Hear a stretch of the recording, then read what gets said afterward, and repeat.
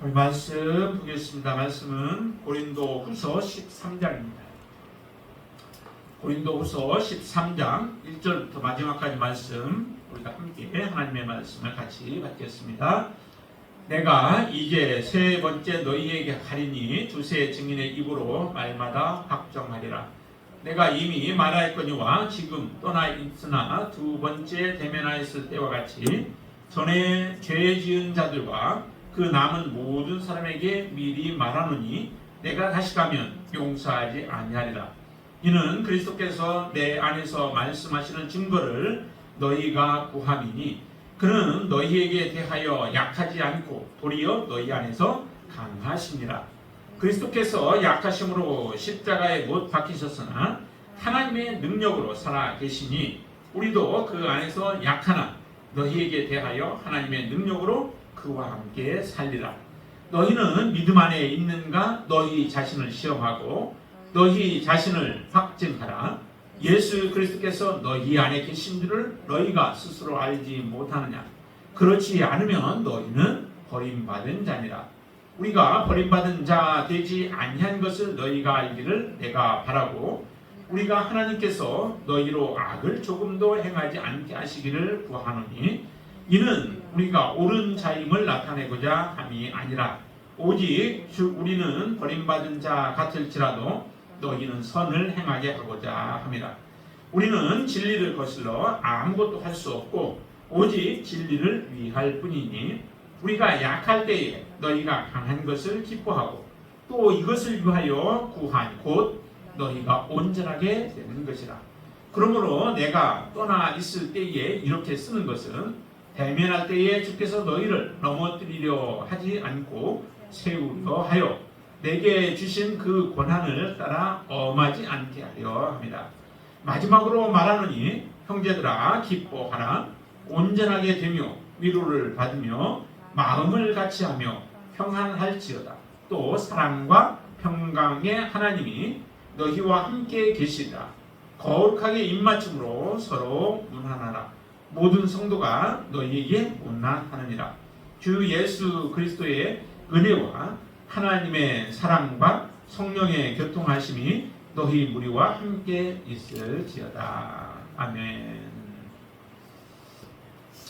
이제 고린도후서 마지막 13장입니다. 마지막 13장을 통해서 이제 결론 부분들을 13장을 통해서 말씀하시는데 이 고린도후서의 쭉 내용들을 보면은 사도 바울이 고린도 교회를 얼마나 사랑하는지 사도 바울의 편지 모든 편지에서 다 그와 같은 모습들이 드러나지만은 고린도 교회를 사랑하는 그 사도 바울의 간절한 마음들이 곳곳에서 참 많이 묻어나게 되어지죠. 사도 바울의 마음은 고린도 교회가 하나님 앞에 온전한 모습으로 서기를 그 원하는 그 마음, 그 간절한 마음이 사도 바울의 마음 가운데는 있습니다. 그렇기 때문에 이 고린도 교회 교인들을 향하여서 때로는 쓴소리도 하고 그들을 책망하기도 하는 이런 말씀들을 계속해서 하시는 것이죠. 그것은 곧 고린도 교회를 사랑하는 그 마음이 사도 바울의 마음에 가득하기 때문에 그렇습니다. 오늘 표현으로는 이런 말씀까지도 하죠. 내가 다시 가면은 용서하지 아니하리라 라고 말씀해요. 왜 용서하지 않을까요? 그들의 죄악을 벗어버리지 못하고 죄 가운데 죄 지은 사람들이 회개하고 돌이키기를 원하는 사도 바울의 마음이 간절한 것이죠. 그때까지 내가 갈 때까지 세 번째 내가 다시 갈 터인데 그때까지 너희들이 회개하지 아니하고 돌이키지 아니하면은 그때는 사도 바울이 굉장히 무능력한 것 같고 또 약한 것 같고 또 자기들이 볼 때에는 사도로서의 그 역할을 제대로 못하는 것 같이 그렇게 보여지지만 그러나 내가 다시 세 번째 갈 때에 너희들이 회개의 모습이 보여지지 않고 하나님 앞에 온전함으로 서지 못하게 되어진다면 그때는 사도 바울의 강하게 책망하고 또 강하게 그들에게 대하는 그 모습들을 보게 되어질 것이다 라고 하는 그런 말씀을 주시죠. 이런 말씀을 통하여서 사도 바울이 원하는 바는 속히 그들이 죄에서 돌이키기를 원하시는 거예요. 여러분들의 삶에서 사역자들이 바라는 바가 뭐예요? 여러분들이 온전하게 하나님의 말씀대로 살아가는 그 모습을 보기를 원하는 게 사역자의 모습이죠. 여러분들이 정말 하나님 앞에 그 믿음으로 서서 우리의 잘못된 부분들을 회개하고 또 우리가 실수하고 할 때마다 하나님 앞에 그 문제들을 내놓고 기도하고 하는 그 모습을 보면은 그 모습이 참 아름답죠. 그게 바로 사역자들에게는 큰 기쁨이 되어지는 겁니다. 이 고린도 교회도 마찬가지의 모습이에요. 문제들이 얼마나 많았습니까? 아직 정말 받은 은사는 많은데 그 은사를 제대로 하나님 앞에 영광을 돌리지 못하자 교회 안에 문제들이 가득하게 되어졌던 거죠. 이 어디서부터 손을 대야 할지 모를 정도로 많은 문제들을 가지고 있었던 이 교회를 향하여서 사도 바울의 마음은 아직도 지속적으로 고린도 교회를 향하고 있고 그들이 회개하고 돌아오기를 원하는 간절한 마음이 있었던 것입니다. 그래서 이렇게 표현을 하고 있는 거죠. 다시 가면 용서하지 아니하리라. 거기다가 10절 말씀 보면 이런 말씀도 하십니다. 그러므로 내가 떠나 있을 때 이렇게 편지를 쓰는 이유가 무엇이라고 그래요? 내가 대면할 때에 주께서 너희를 넘어뜨리려 하지 않고 세우려 하여 내게 주신 그 권한을 따라 엄하지 않게 하려 함이라 라고 얘기해요. 내가 너희들을 회개하고 돌이키지 않는다면 나의 엄한 모습을 보게 될 거다라고 하는 거죠. 그러나 하나님이 원하시는 바는 이렇게 엄하게 대하는 것이 원치 않고 좋은 낯으로 서로 보기를 원하는 거죠. 웃으면서 대하고 서로 격려할 수 있고 서로 기뻐할 수 있고 즐거우면 얼마나 좋겠어요. 그 모습이 정말 기대되는 모습 아니겠어요? 그래서 너희들이 기대했던 모습의 사역자인 내가 되어 그렇게 그런 모습으로 보여지기를 원하고 또 내가 너희들에게 기대했던 그 모습들이 너희 안에 나타나기를 원한다라고 하는 게 바로 12장에서 고린도후서 12장에서 그런 모습을 말씀해 주었잖아요. 그렇게 서로가 기대하는 모습을 갖추고 있고 서로 믿음이 성장하고 성숙한 모습을 보여준다면은 그것처럼 아름다운 그 만남들이 없죠. 그러나 제자리 걸음하든지 퇴보하는 믿음을 가지고 있게 되어지면 그 만남은 오히려 사도 바울의 그 엄한 모습들을 보게 되어질 것이다 라고 하는 겁니다. 하나님이 원하시는 바도 무엇을 원할까요? 그들에게 책망하고 그들에게 엄한 모습으로 대하는 그 모습을 보여주고 싶은 게 아니라 정말 이 고린도 교회를 바른 모습으로 세워주고 싶은 것이 사도 바울의 모습이죠. 그렇기 때문에 편지를 미리 써서 내가 가기 전에 편지를 써서 인편으로 이제 그들에게 보내고 그 편지를 읽으면서 너희들이 빨리 회개하여서 하나님이 기뻐하시는 교회, 하나님이 기뻐하시는 온전한 교회가 되어지는 것이 사도 바울이 바람이고 원하는 바이다라고 하는 것. 이것을 지금 강력하게 말씀하고 있습니다. 그러면서도 사도 바울은 이 본문 안에서 보면은 자기의 약한 것에 대해서 많이 얘기해요. 고린도후서에서 보면 많이 그렇게 나왔죠. 자기의 약한 것에 대해서 얘기하고 자기가 자랑을 해도 좀 부득불 너희들이 좀 용서하고 너희들이 받아주라라고 하면서 자기가 자랑할 것, 그 굉장한 자랑들이지만은 그것을 그렇게 양해를 구하면서 자랑을 하고 하는 그 모습들을 보여줘요. 사도 바울이 왜 이렇게 자기는 낮아질까요? 낮아지는 이유가 사실은 있는 거죠. 지금 오늘 본문에서 보면은 3절에 보시면 이런 그 말씀을 하죠. 이는 그리스도께서 내 안에서 말씀하시는 증거를 너희가 구함이니라고 얘기를 해요. 이 얘기가 무슨 얘기예요? 사도 바울 안에서 예수 그리스도가 말씀하시는 것들 그 증거를 좀 보여달라고 하는 거예요. 당신이 사도라고 하는데 당신 안에서 그리스도가 당신에게 말씀하시는 것을 우리는 보여지지 않는다라고 하는 그런 의미로 지금 이 말씀을 하고 있는 겁니다. 사역자로 그 사도 바울을 통해서 그 교회가 세워졌는데도 불구하고 세워진 사역자를 다른 사람 슬며시 들어온 사람들에 의해서 그들이 세례를 받고 아니면 그들의 교육을 받은 사람들이 이처럼 사도 바울을 인정하지 못하고 있는 겁니다. 그래서 사도 바울이 하나님으로부터 그 놀라운 체험도 하고 하나님의 신비한 것들을 경험도 하고 했던 이 사도 바울인데도 그런데 교인들은 제대로 인정을 하지 않는 거예요. 당신 안에서 정말 하나님이 예수 그리스도께서 당신에게 말씀하셨을까? 라고 하는 거죠. 그럼 그 사역자를 통해서는 예수 그리스도의 그 말씀이 증거되어지고 드러나야 되죠. 그러니까 그런 것을 좀 보여달라고 지금 요구하고 있는 거예요. 그런데 사도 바울은 이런 요구에 대해서 어떻게 대처를 하는지를 보세요. 거기 보니까 증거를 너희가 구함이니 그는 너희에게 대하여 약하지 않고 도리어 너희 안에서 강하시니라 라고 얘기해요. 그는 누구를 얘기할까요? 그리스도를 얘기하시는 겁니다. 주님께서는 너희에 대해서 약하지 않고 주님은 너희 안에서 강하시다 라고 얘기합니다. 예수 그리스도를 빗대어서 지금 얘기를 하죠. 본인 안에 주님께서 사도 바울인 자기 안에서 어떻게 말씀하시고 그 말씀이 우리에게 어떻게 전해지는가라고 하는 것을 보여달라고 하는데 그리스도에 대해서 얘기를 합니다. 그리스도는 정말 약하셨죠. 그리스도가 얼마나 약하셨어요? 그리스도가 약하셨기 때문에 십자가에 못 박혀 죽으신 거예요. 사절 말씀에 그렇게 말씀하시죠. 그리스도께서 약하심으로 십자가에 못 박혔다라고 얘기를 해요. 그리스도가 약하시지 않으셨으면 십자가에 못 박히시지 않는 거예요. 주님은 하나님의 아들로 이 세상에 오셨어요. 그러니까 우리는 보통 생각하면은 하나님의 아들로 오셨기 때문에 주님은 결코 약하지 않으시다라고 얘기를 해요.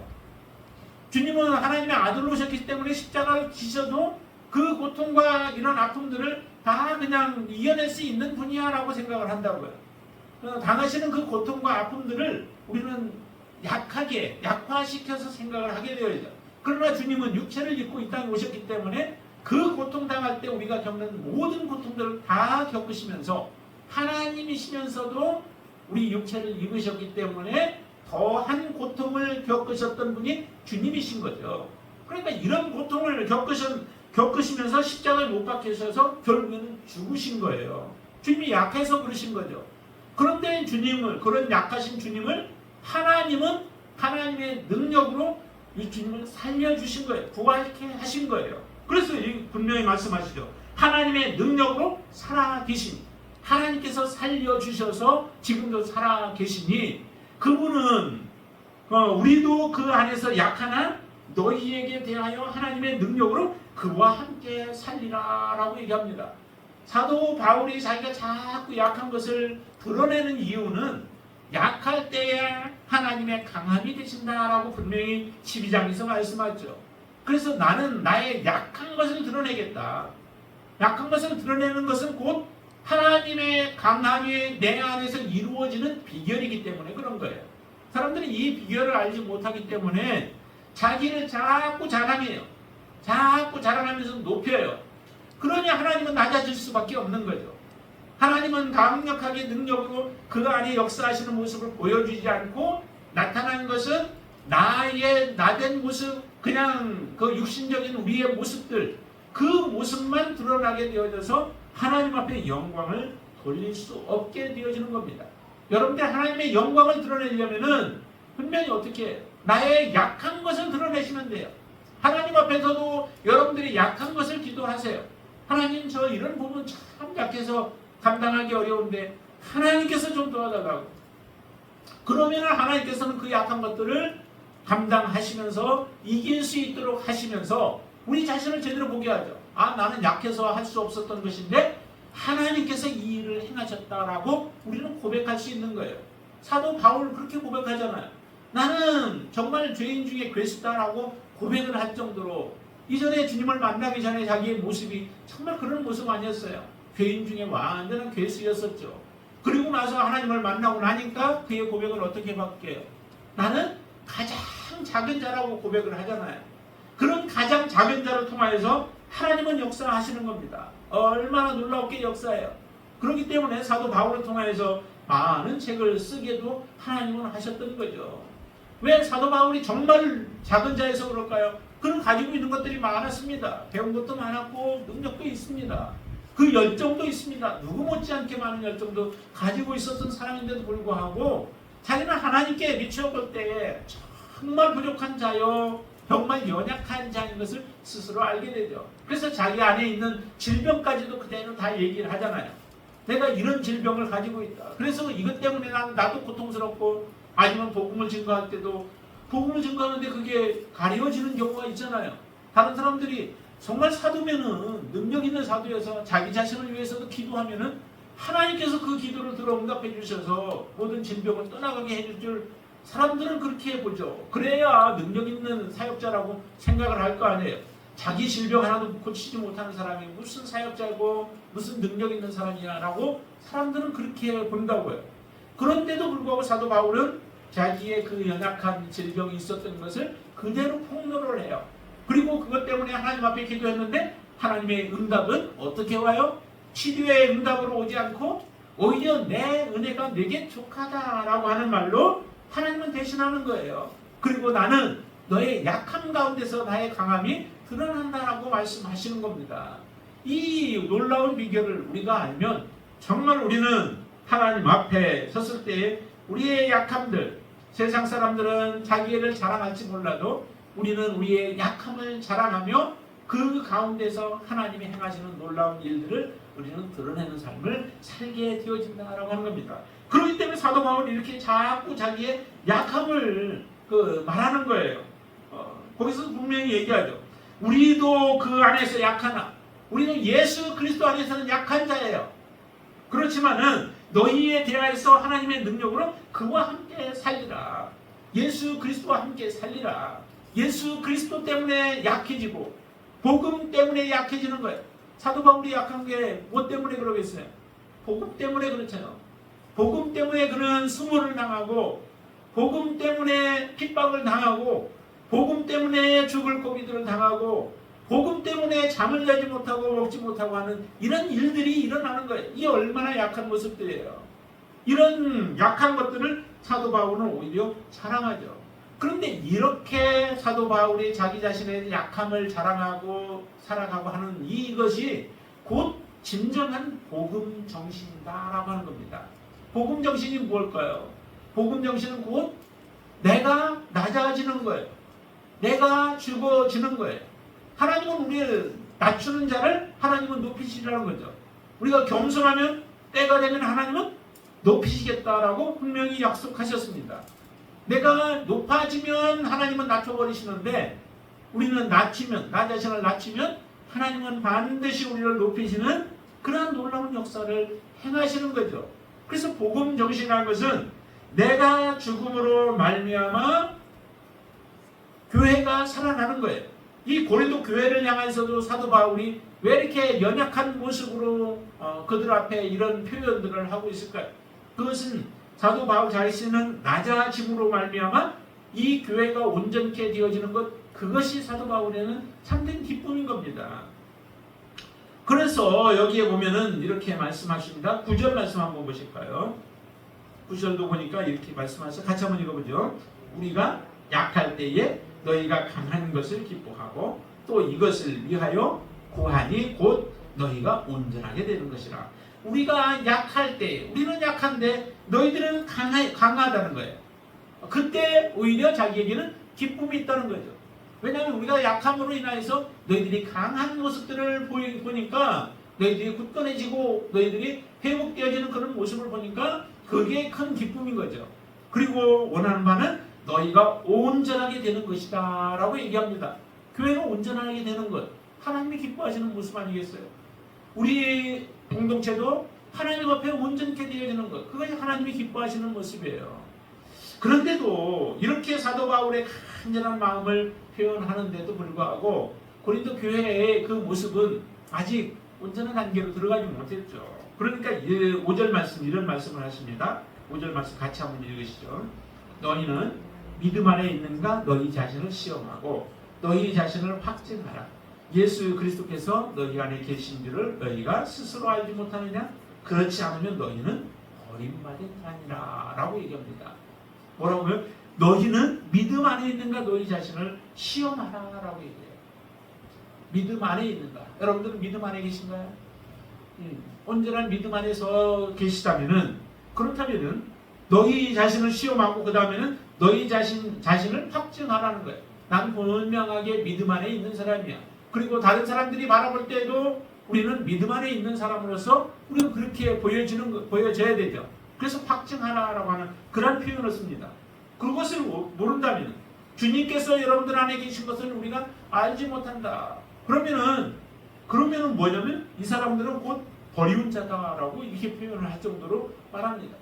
하나님 앞에 죄를 짓고도 회개하지 않는 사람들, 그리고 사도 바울이 가면은 내가 용서하지 않겠다라고 했던 그 사람들, 이런 사람들이 자신을 바라볼 때 정말 자기들이 믿음 안에 있는 사람이라고 본인 스스로는 그렇게 확신할지 몰라요.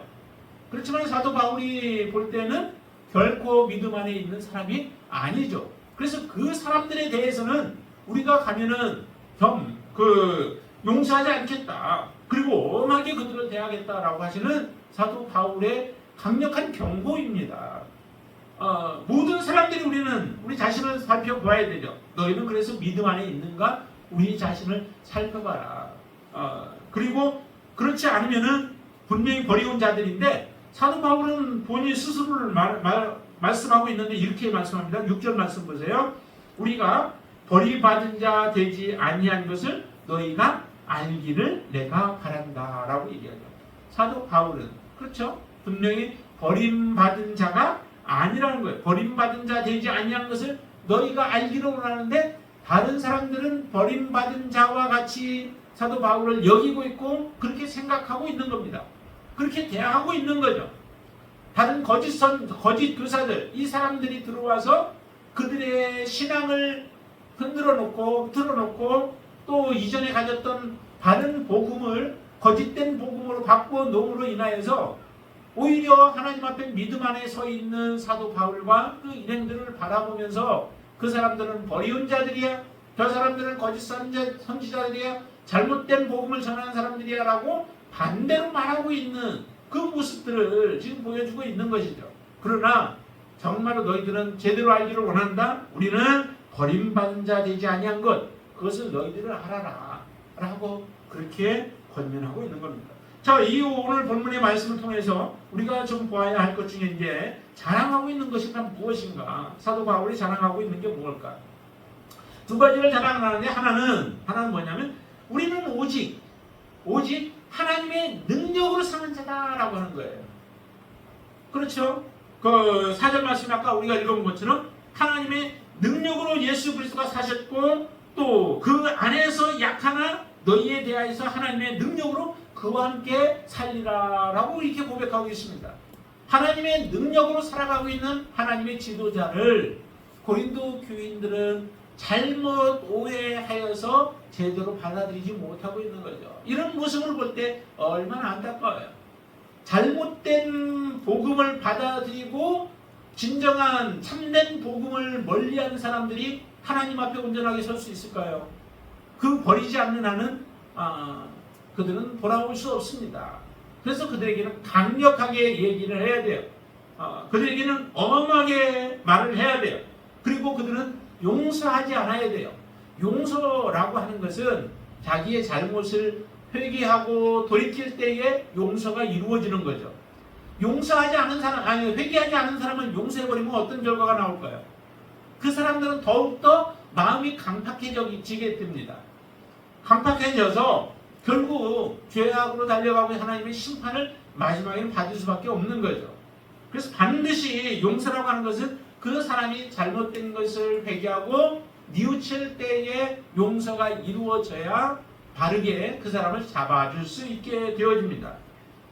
이 죄를 지은 사람들, 그리고 그와 함께 했던 사람들, 그리고 사도 바울을 잘못 인정하면서 지도자로 또 사도로 받아들이지 못하는 이 사람들에 대해서는 반드시 회개하고 돌아와야 되죠. 자, 그런데 이 사람들은 반드시 우리는 오직 하나님의 능력으로 사는 자다라고 하는 것을 말씀하고 있고, 자, 그러면은 하나님의 능력으로 산다고 했는데 이 사도 바울이 어떤 모습으로 살았을까요? 그거는 하나님께서 내 안에 말씀하신다라고 하는 것. 그 말씀이 근거가 3절의 말씀이죠. 이는 그리스도께서 내 안에서 말씀하시는 증거라고 이렇게 말하고 있듯이 그리스도께서 사도 바울의 안에서 말씀하실 때에 그 사람은 하나님의 능력으로 살아가는 사람이에요. 하나님이 말씀하지 않으시는데 내가 하나님의 능력으로 살아갈 수 있을까요? 하나님의 말씀이 없으면 능력으로 살아갈 수 없습니다. 이제 우리는 하나님의 말씀, 주신 하나님의 말씀이 있습니다. 여러분들이 이 말씀을 붙잡고 살아가실 때 하나님의 능력으로 살아갈 수 있는 사람이 되어집니다. 그래서 하나님의 말씀으로 가까이 나아가시라는 거예요. 계속 읽으셔야 되고 또 그 말씀을 묵상해야 되고 그 말씀을 들어야만 합니다. 그럴 때 우리가 하나님의 말씀이 어떤 것인지, 내가 어느 길로 가야 하는지 그 길들을 가르쳐주게 되어진다는 거죠. 또 하나님의 능력으로 사는 자다라고 이렇게 했는데, 그럼 사도 바울이 어떻게 살았을까? 믿음 안에서 산다라고 하는 거죠. 5절 말씀에 분명히 너희는 믿음 안에 있는가 보라라고 너희들 자신을 시험해보라고 얘기했죠. 여러분들도 믿음 안에 사는 사람입니까? 정말로 여러분들이 믿음 안에 산다라고 하는 것을 확신하지 못한다면은 내가 하나님의 능력으로 살아간다라고 말할 수도 없는 거예요. 우리는 믿음 안에 사는 자이어야 될 줄로 믿습니다. 그리고 또 하나 더 한다면은 하나님께 구하면서 살아가는 사람이죠. 여기에 보면은 하나님께 구하는 삶이 7절 말씀 보시면 우리가 하나님께서 너희로 악을 조금도 행하지 않게 하시기를 구하노니라고 얘기를 하죠. 사도 바울이 늘 구하는 거예요. 누구를 위해서 구해요? 이 고린도 교회를 위해서 간구하고 있는 거죠. 하나님 앞에 기도하면서 하나님의 뜻을 알고 그 하나님이 내 기도에 응답하셔서 살아가는 삶, 그 삶이 바로 우리가 하나님의 능력으로 살아가는 삶입니다. 여러분들 이렇게 하나님 앞에 늘 구하고 그리고 믿음 안에 여러분들이 서서 살아가시게 되길 바랍니다. 그리고 또 하나는 하나님께서 내 안에 말씀하시는 대로 하나님이 내게 주시는 말씀을 따라서 살아가시는 여러분들이 되시길 바랍니다. 또 하나 자랑하고 있는 게 있다면 무엇일까요? 사도 바울이 자랑하고 있는 것. 그것은 오직 우리는 진리 안에서 행하는 자다라고 하는 겁니다. 그 진리 안에서 행한다라고 하는 말을 8절에서 말씀하십니다. 같이 읽어볼까요? 우리는 진리를 거슬러 아무것도 할 수 없고 오직 진리를 위할 뿐이니 라고 얘기를 하죠. 오직 진리를 위할 뿐이다. 우리는 진리를 거슬러서 아무것도 할 수 없다라고 말하고 있죠. 거슬러서 진리에 반하는 것 삶을 살아갈 수 없다는 거예요. 이게 바로 사도 바울의 삶의 모습이죠. 진리를 따라 살아가는 삶이라는 거예요. 이게 바로 사도 바울이 그렇게 살아가고 있는데도 사람들은 그 모습을 제대로 인정하지 않고 있는 거죠. 자, 그래서 이런 사람은 진리를 위해서 사는 사람은 진리를 거스를 수 없는 사람입니다. 진리를 거슬러서 지금 내가 행동하고 있고 여러분들이 정말 하나님의 말씀을 떠나서 내가 생활하고 있고 행동하고 있고 살아가고 있다면은 나는 진리를 위해 사는 사람이 아닙니다. 그건 하나님이 기뻐하는 사람이 아닌 것이죠. 두 번째는 진리를 거스를 수 없을 뿐만 아니라 두 번째는 오직 온전함을 추구하는 사람이라는 거죠. 그 온전함을 추구하는 게 9절의 말씀이죠. 너희가 온전하게 되는 것을 원한다라고 했는데 고린도 교회가 온전하게 되어지는 것뿐만 아니라 이 온전함이라고 하는 것은 모든 그리스도인들에게 다 하나님께서 바라고 원하시는 바입니다. 여러분들 한 사람 한 사람들이 다 온전하기를 원하시는 거예요. 지금 하나님은 사실 예수 그리스도를 통해서 여러분들은 온전하게 하신 것이죠. 예수 그리스도를 통하여 의롭게 하셨습니다. 거룩하게 하셨습니다. 하나님은 선하게 만들어 놓으셨습니다. 그 선함을 따라서 이제 하나님이 주시는 말씀 따라서 우리가 순종하며 성령의 인도에 따라서 살아가게 되어지면 그 온전함을 계속해서 우리는 이루면서 살아가게 되어지는 거예요. 온전함에 벗어나지 않기를 하나님은 원하십니다. 그래서 온전함을 하나님 앞에 그 진리를 따라 살아가는 사람은 하나님 앞에 내가 온전하게 살기를 원합니다. 하나님 나가 죄악을 원치 않고 죄악에 빠지지 않고 죄의 유혹에 넘어가지 않게 해주세요. 예수님의 그 주기도문도 뭐예요? 거기에 죄에 빠지지 않고 하나님의 뜻대로 우리가 순종하며 살아가기를 원하는 거죠. 내가 이길 힘이 없어요. 그러니까 하나님 앞에 간구하고 기도하며 빠지지 않도록 해달라고 간구하는 것입니다. 그래서 여기도 보니까 온전함을 추구하는 사람, 그 사람이 바로 진리를 따라서 살아가는 자입니다. 사도 바울이 이렇게 살아가고 있는 거죠. 그러기에 사도 바울은 고린도 교회를 향하여서도 너희들도 온전하라라고 그렇게 지금 권면하고 있는 겁니다. 또 하나 진리를 따라서 살아가는 사람은 11절 말씀 보세요. 같이 읽습니다. 마지막으로 말하는 형제들아 기뻐하라. 온전하게 되며 위로를 받으며 마음을 같이하며 평안할지어다. 또 사랑과 평강의 하나님이 너희와 함께 계시리라. 거룩하게 입맞춤으로 서로 문안하라 라고 말씀하는데요. 거기에 보면 사랑 그리고 평강 그리고 거룩함을 추구하는 사람이다 라고 하는 거죠. 나는 사랑하는 사람 하나님 되게 해달라고. 온전한 사랑이라고 하는 건 굉장히 크잖아요. 하나님을 사랑하고 이웃을 사랑하는 게 이게 온 율법을 다 이루는 것이라는 거예요. 사랑만 여러분들이 온전하게 하면은 하나님의 율법을 그대로 다 이루며 살아가는 거예요. 근데 이 사랑을 우리가 온전하게 못하면 바로 하나님의 계명을 우리가 범하며 살아가는 사람들이죠. 사랑의 사람이 되기를 추구하며 살아가는 거예요. 하나님 이 사랑, 하나님의 온전한 사랑을 내가 이룰 수 있게 해주세요 라고 구하고, 그 다음에 평강을 요구하라는 거죠. 내가 어디에 가서든지 하나님과 평강하고 이웃과 평강하는 삶. 그 사람이 곧 무엇과도 관련되냐면 사랑과도 같이 연결되어지는 거예요. 그리고 거룩한 삶을 추구하는 거죠. 나는 거룩한 삶, 부정한 삶을 원치 않고 더러운 삶을 원치 않고, 그래서 더러운 삶은 내 입 밖에도 내지 말라라고 하나님은 그렇게 말씀하십니다. 입 밖에도 부정한 것, 덕이 되지 않는 것, 더러운 것들 내지도 말라라고 하나님 말씀하시는 그 말씀을 듣는다면은 나는 그러면은 온전한 거룩함, 하나님이 기뻐하시는 말, 하나님이 기뻐하시는 행동, 또한 기뻐하시는 삶을 살게 해달라고 하는 그런 요구, 또 그런 기도, 그렇게 내가 추구하며 살아가는 삶을 살아가는 사람, 그 사람이 진리 안에 살아가는 사람이라는 겁니다. 정말 여러분 그럼 진리 안에 살아가는 사람이신가요? 정말 이런 간절함으로 하나님 앞에 날마다 서서 교회에 나올 때에도 아니면 내가 어디에 있을 때에도 항상 이와 같은 모습으로 여러분들이 서서 살아가신다면은 여러분들도 사도 바울뿐만 아니라 여러분도 바로 진리 안에 살아가는 사람이요, 또 진리를 추구하며 살아가는 사람이요, 그리고 오직 하나님의 능력으로 살아가는 사람이 되어지시는 겁니다. 그래서 보면은 곧 아까 말씀드린 것처럼 너희는 오직 선을 행하라 라고 하는 거예요. 선을 행하는 게 또 이거 다 이루어지는 거죠. 선을 행하는 것, 그리고 너희는 온전하라 라고 하는 것. 이게 같은 말들이에요. 아니, 선이라고 하는데 선과 무슨 온전이 같은 말이냐라고 하지만은 선해야 온전한 거예요. 여러분들 선하지 않은데 온전할 수 있나요? 선하면 온전한 거예요. 그러니까 악이 하나도 없으면 그건 온전한 사람이에요. 하나님은 그런 사람을 원하십니다. 여러분들이 바로 이런 선한 사람이 되기를 원합니다. 선을 행하는 사람이 되어지고 착한, 그냥 착한 정도 이런 게 아니라 하나님이 기뻐하시는 삶을 살아가는 게 그게 선한 것이죠. 그게 온전한 것입니다. 이렇게 사도 바울은 고린도 교회를 향하여서 요구하는데, 그 삶은 곧 함축해서 말한다면 오직 여러분들 안에서 예수 그리스도가 드러나는 삶이에요. 예수 그리스도가 나타나는 삶이에요. 예수 그리스도는 선한 삶이었습니다. 예수 그리스도는 온전한 삶이었습니다. 예수 그리스도는 거룩한 삶이었습니다.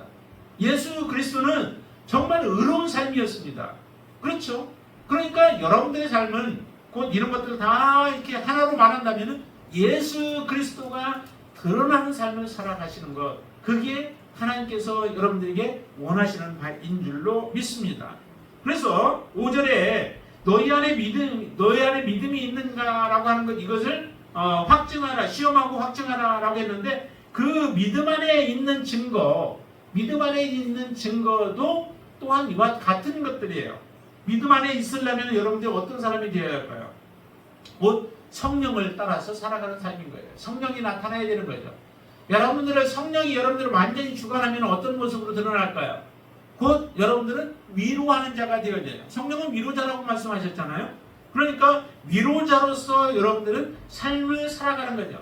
누군가에게 위로하며, 트러블 메이커가 아니라 위로하면서 돕는 자의 모습도 또 나타나게 되어지죠. 정말 그 영혼이 죽어가고 있다면 그 영혼을 살리는 역사가 여러분 통해서 일어나게 되어지고, 또 오늘 본문에서는 아니어도 고린도 교회를 향하여서 연보에 대한 부분들을 계속 우리가 많이 보았었죠. 그 연보라고 하는 것도 뭐예요? 그게 돕는 거죠.